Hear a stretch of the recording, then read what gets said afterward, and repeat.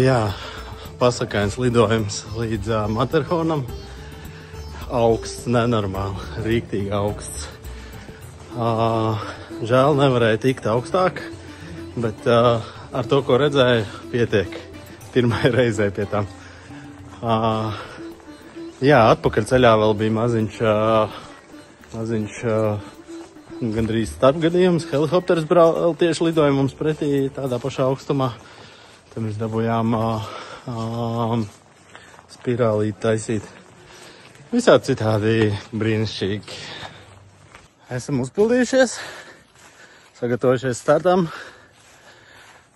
Tālākais galamērķis Komo ezers, bet kaut kur ap un par skatīsimies, kā ies un kāds pretvējš. Un tikko nolaidos, kur tādā foršā pļavā, pietrūka 2 minūtēm degviela.